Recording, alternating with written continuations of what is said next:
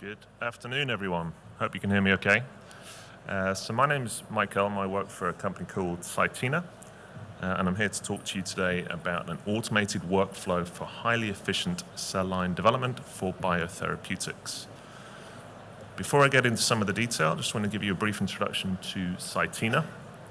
We are a spin-out of the University of Freiburg, where we spun out in 2014, so we're a German-based company.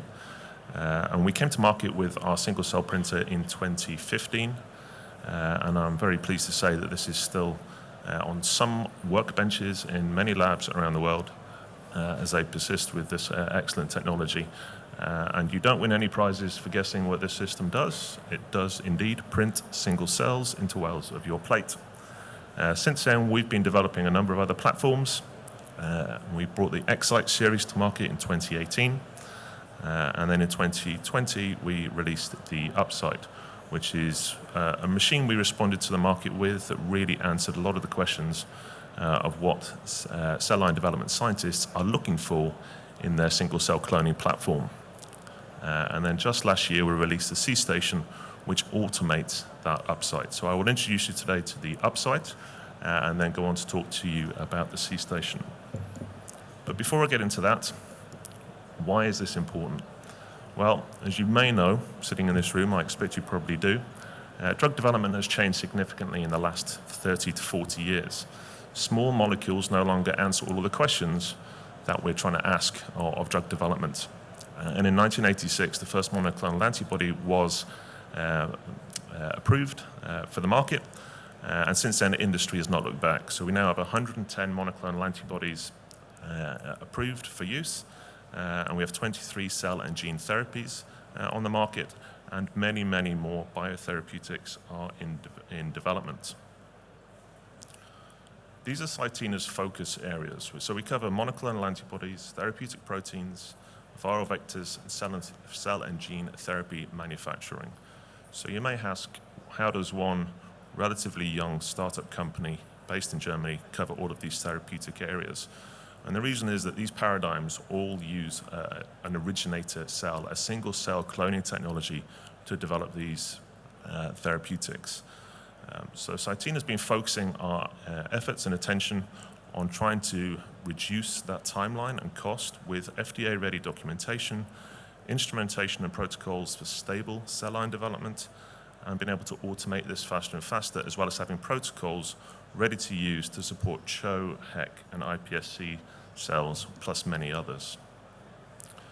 In case you're not familiar, the overarching goal of cell line development takes a DNA sequence, as Kai described previously, and engineers that into a key stable producer cell line to create a master cell bank. This takes typically 6 to 18 months, and there's significant pressures on the cost and the time to reduce this. This can actually be one of the most expensive parts of the whole biotherapeutic development and getting that to market. So Cytina chose to focus on a couple of areas to improve upon, that being proof of monoclonality, high clone recovery, and high single cell occupancy in each well of your plate. This is a response to the current industry-accepted standards of working with a couple of different platforms, such as a single-cell dispenser, dispensing into your well, then putting those onto a centrifuge, centrifuging those at a high amount, sometimes over 1,000 G, to get the cell onto the bottom of the well, and then imaging that on a separate platform. So this brings in multiple opportunities for contamination, and there's a risk of adding cell to the stress to the cell, as well as having multiple different software packages that you then have to validate for your clinical workflow. So, with that said, I can introduce you to our Upside device. This is what we brought to market in 2020. The Upside offers dual or double assurance of monoclonality. And the way it works is that we add your cell sample, your mini pool, an aliquot of that into our dispensing cartridge. The cells are then driven very gently through the nozzle that you see in image 1 here. That's about 40 microns in diameter. And as those cells are passing through that nozzle, we are assessing them, the size, shape, and potentially fluorescence as well. If they pass that gating criteria, then the cell is allowed to be dispensed into the well of your plate. And if it is successfully dispensed, we'll take a number of images of that nozzle image, and then we'll also take a Z stack of images in the well of your plate to confirm that there is a single cell in that well. As previously mentioned, we've been driving this very much to have FDA-ready documentation. So we actually capture 5 images of each cell that is dispensed through the nozzle. So you see the images here. So we have 4 with the cell in the nozzle. The 4th one along shows the cell in that region of interest and how we've actually outlined that cell and assessed it for size and shape. And the 5th image actually shows the cell having left the nozzle and gone into the well. Once the cell is in the well, we're then taking roughly 40 to 50 images in the media of your well to confirm that we have that single cell in place.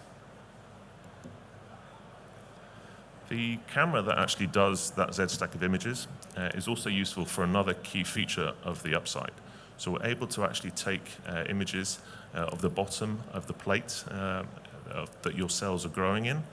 And here we see images from day 0, 6, and 10 of a colony, a cell colony that's growing up very nicely. And cell line development scientists use this as a key endpoint for moving cells onto the next phase of development. And so we've also added a software into our UpSite called CStudio, which can then be used to report as a colony confluency tool and tell you when to pick your colonies and when to move them forward into the next stage of development. One of the benefits of the system that I haven't really covered yet is the very gentle nature of dispense, the high recovery of our platform. And I'm pleased to report that our colleagues at BitBio in the UK, a very innovative biotech company, have seen very high recovery rates with their iPSC cells from our platform. So we've engineered in an M-Cherry laser into their UpSite, and they use that to select or deselect based on an M-Cherry reporter within their cells, and they get 100% effectiveness and efficiency of selecting for M-Cherry positive or negative. And the benefit being that the M-Cherry laser has actually no downstream effect on the success or the outgrowth of their iPSCs. And if you know iPSCs at all, you know that they are extremely sensitive and very delicate cell. They don't like being on their own. But with a little bit of optimization within a month of work, the team at BitBio had recovery rates of over 80% for their iPSCs. So, I hope I've maybe explained to you now why we think that automating cell line development is important. So I'm pleased to introduce you to the C-Station for full, stable cell line development. Over the past 12 months or so, we have optimized this for monoclonal antibody work, but it can indeed be used for viral vector and gene therapies. And actually, the viral vector and gene therapy works requires a BSL-2, BSL level 2 enclosure, which is the platform, the image you see on the right there, which I agree with what you're probably thinking. It looks like a lot more functional enclosure rather than the BSL level 1 enclosure on the left. But indeed, both enclosures have exactly the same platform inside. They both work for the same goals. So what do you actually get inside your C-Station? Well, of course, you get the UpSite as previously described for single cell cloning, imaging, and titer monitoring, titer measurement and monitoring. You get an upgraded version of CStudio software, which will then be able to rank all of your clones and manage all the data. We also get a robotic arm and the green button go scheduling software from our colleagues at biotherapeutics, which really allows us and enables us to run multiple projects on one C-Station at one time. And you also get a couple of incubators, so we're able to build in a bit of versatility within this system, as well as some other endpoint assays if required. Here we have a short video, which I'm hoping will play. This is a video actually from our test mule, our development mule, in our offices in Freiburg, which we are now fully operating and have developed a number of different workflows on it, which I'll talk to you later. Here you see the arm from Biosera having taken a 3D 4-well plate out of the Cytomat 2 shaking incubator. And we're actually running a tighter assay at this time as the robotic arm moves the platform, moves the plate back into the upsite to take a reading on that system. And of course, the upsite is where most, if not all, of our projects will initiate on the system with, of course, cell dispensing. That one part of it can't be automated. We don't have that yet, so there is a little bit of hands-on time required for this platform. But otherwise, you can be pretty much hands-off from this system as long as there is media, tips, and reagents ready to run it. So here we see again with a Z stack of images. This is our test mule, but we have been welcoming customers and potential interested parties to Freiburg to come and see this platform. So if you are a cell line development scientist and are interested in automation, then please do consider coming to visit us in Freiburg and speaking to me or my colleague Yolanda on our stand. So in my last few slides, I'd like to introduce you to a couple of the application workflows that our team have been working on and where we can really see major benefits of this platform. So here we see a pretty typical 30-day monoclonal antibody workflow.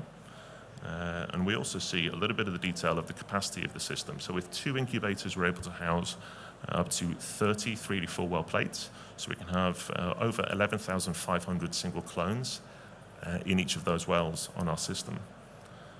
And here with the system, we've asked C Studio to take an image at day 7, and then pick the colonies at day 10 into a 96-well plate, and then to run further F-quant assays for titer measurement downstream of that.